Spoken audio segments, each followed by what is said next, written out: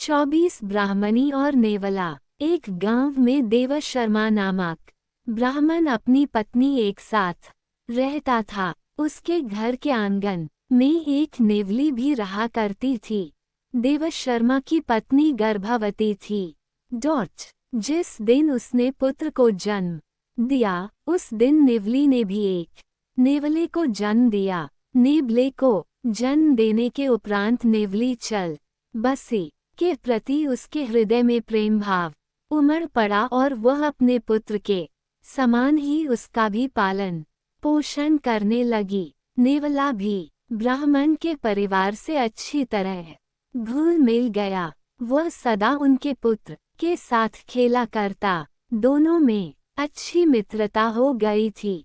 ब्राह्मण और उसकी पत्नी को नेवले और अपने पुत्र की मित्रता में कोई आपत्ति नहीं थी। दोनों का प्रेम देख वे प्रसन्न थे, किंतु ब्राह्मणी का हृदय यदा कदा चिंतित हो उठता और वह सोच बैठती कि पशु बुद्धि के कारण कभी नेवले ने उसके पुत्र का कुछ अनिष्ट कर दिया तो ये शंका धीरे धीरे उसके मन में घर करते गई।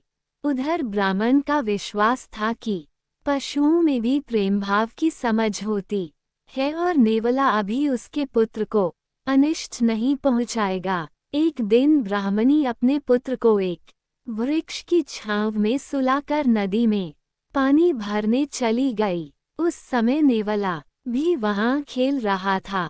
जाने के पूर्व वह ब्राह्मण से पुत्र का ध्यान रखने को कह गई। उसे भय था कि कहीं नेवला उसे काट न ले। ब्राह्मणी के जाने के बाद ब्राह्मण ने सोचा कि नेवला और उसके पुत्र में गहरी मित्रता है, वह उसे क्यों कटेगा, और वह भिक्षाटन करने गांव प्रस्थान कर गया। ब्राह्मण वहां से गया ही था कि वृक्ष के नीचे बने बिल से एक काला नाग निकल आया और ब्राह्मण के पुत्र की ओर बढ़ने लगे। पास ही खेल रहे नेवले की दृष्टि जब काले नाग पर पड़ी तो वह उस पर टूट पड़ा और मार डाला। काले नाग को मारने के उपरांत वह घर से बाहर निकला तो पानी भरकर वापस आती ब्राह्मणी की दृष्टि उस पर पड़ी। नेवले के मुंह में खून लगा हुआ था, जिसे देख ब्राह्मणी घबरा गई। उसने सोचा कि नेवला उसके पुत्र का वध करके आ रहा है। क्रोधवश अपने सिर पर उठाए घड़े को उसने नेवले पर पटक दिया और नेवले के प्राण पखेरु उड़ गए। भागती हुई ब्राह्मणी जब अपने पुत्र के पास पहुंची तो उसे वृक्ष की छांव में शांति से सोते हुए पाया। पास ही काले नाग का क्षत विक्षत शरीर पड़ा हुआ था। उसे समझते देर न लगी कि उसके पुत्र की रक्षा के लिए नेवले ने काले नाग को मारा है।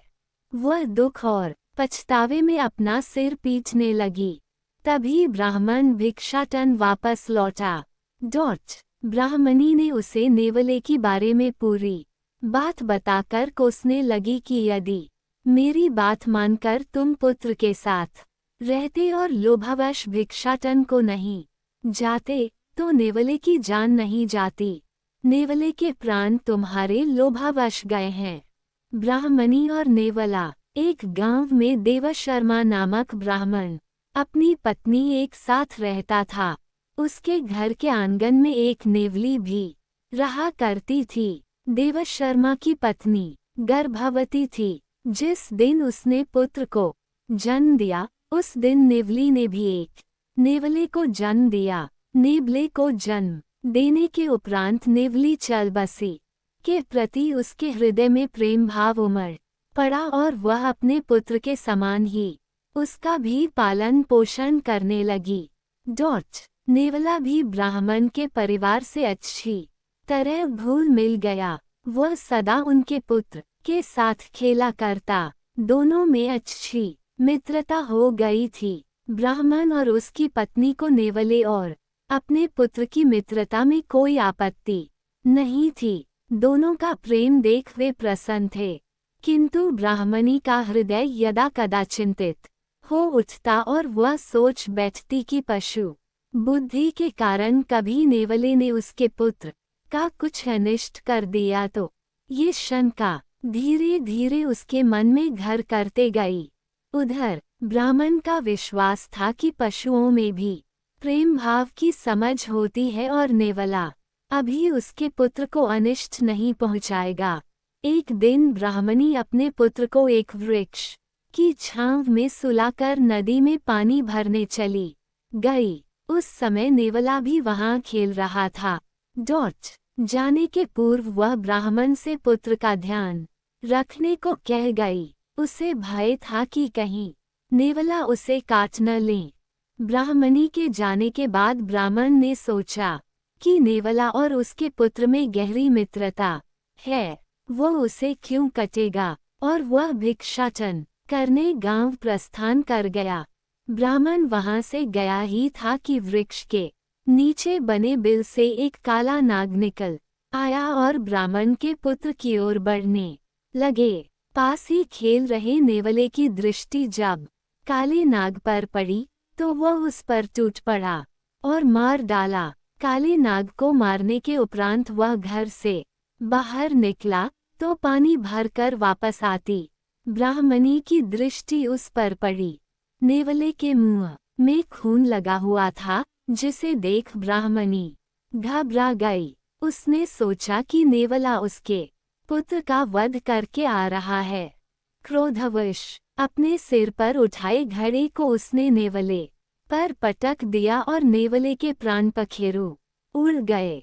भागती हुई ब्राह्मणी जब अपने पुत्र के पास पहुंची तो उसे वृक्ष की छांव में शांति से सोते हुए पाया।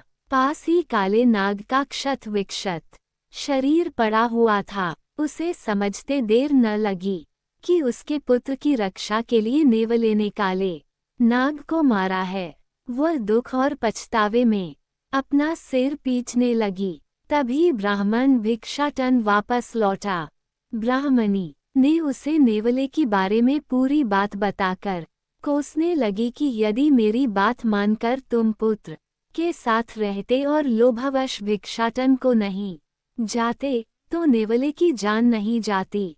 नेवले के प्राण तुम्हारे लोभावश गए हैं।